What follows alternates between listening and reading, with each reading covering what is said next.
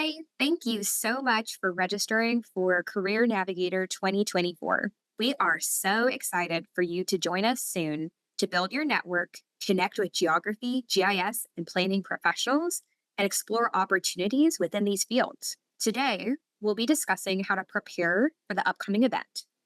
This session is designed to ensure that you feel confident and ready to make the most of the opportunities that will be available to you during the event. Today, we'll walk through how to prepare for Career Navigator and what you can expect during the event. I'm Eleanor Brillo, and I serve as the career counselor and internship coordinator at ASU's School of Geographical Sciences and Urban Planning. Career Navigator will take place on Wednesday, October 30th from 3 to 5 p.m. It will take place in the Arizona Ballroom, which is located on the second floor of the Memorial Union on the Tempe campus. You are welcome to arrive and depart as you see fit within the time frame of the event. Similar to a traditional career fair, our community partners will have tables where you can ask questions about their roles and organizations. Some may be actively recruiting for internships or full-time positions, while others are there to meet and connect with emerging professionals in geography, GIS, urban planning, and other industries. Regardless of their focus, this event offers an excellent opportunity to expand your network, build valuable connections, and gain insight into your field. It is always best practice to prepare in advance of Career Navigator or any other career related event. Before you attend Career Navigator, it's important to have goals. What are you hoping to get out of the event? Are you looking for internships, exploring potential career paths, or expanding your network? Defining your purpose for attending the event will help you stay focused and use your time wisely while you're there. At Career Navigator, there will be many organizations attending, so it's a good idea to prepare and prioritize. We recommend looking at the Career Navigator community partner list that's attached to this email and identify 5 to 10 organizations that you would like to meet. Spend a little time thinking of specific questions to ask about their roles or industries. Being prepared with thoughtful questions can help you to stand out and make meaningful connections with those who are attending. Before any career related event, make sure that your resume is up to date and reflects you as a professional. Let's take a closer look at your resume. First, make sure it's current and showcases your most relevant experiences. The format should be clean and professional. Avoid using pre made templates from word processors or those that you found online. These templates can cause formatting issues when employers use applicant tracking systems, which potentially misplaces important information. For a polished, professional resume, aim for a simple black and white design, single spaced with margins between half and 1 inch. Minimize white space to make most of the page. Choose a clear, readable font like Calibri, Arial, or Times New Roman.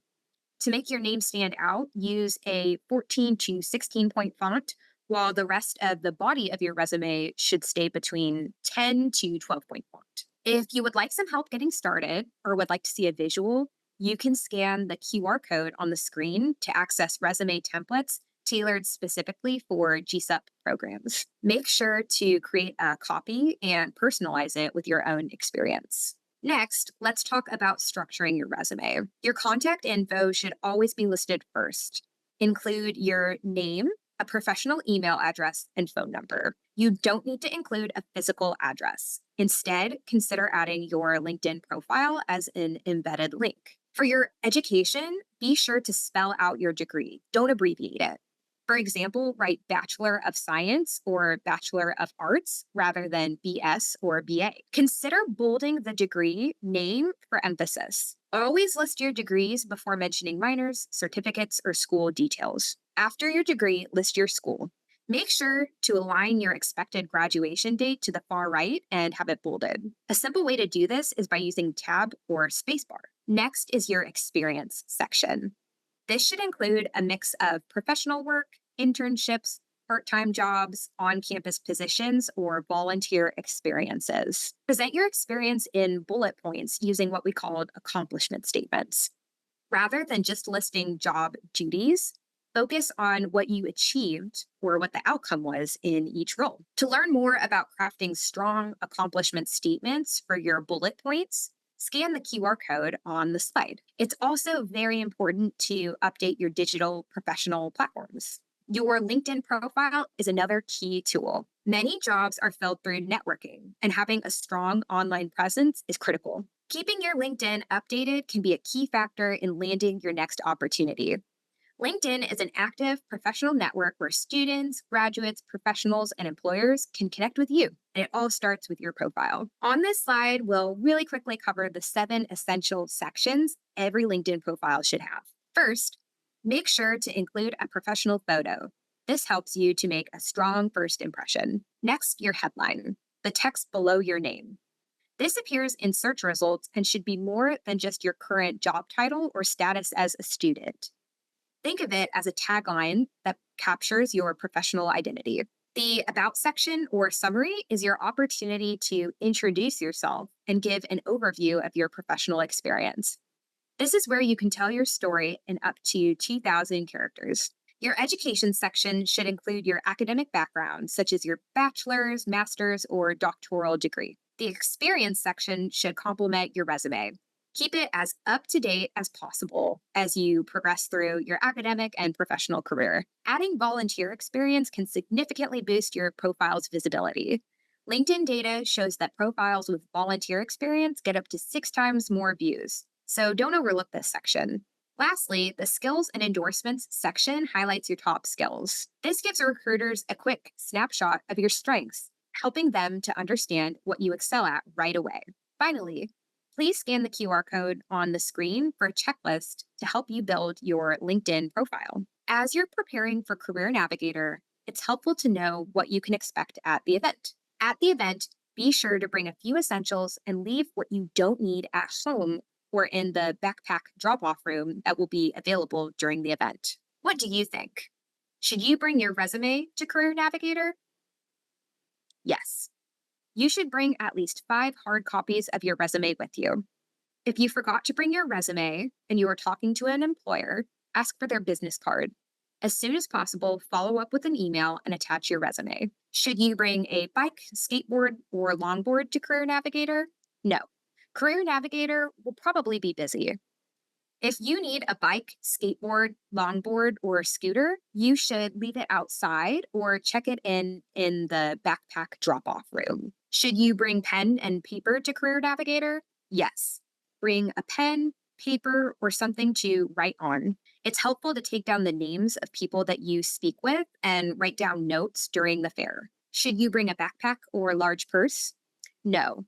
If possible, leave your backpack at home. If it's not possible for you to leave behind your backpack or purse, you can check it in again at our backpack drop-off room at the event. Should you bring your phone? Yes, but only if your phone is on silent.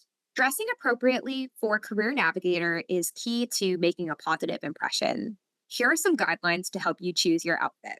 Professional, well-fitting clothes are ideal. An outfit that you wear on the first day of work at a new role is a great choice. Consider bringing a blazer or sweater for added professionalism, but ensure that it's easy to carry. Wear a clean, wrinkle-free shirt without logos or distracting images. If wearing a dress or skirt, make sure it falls just above the knee or longer.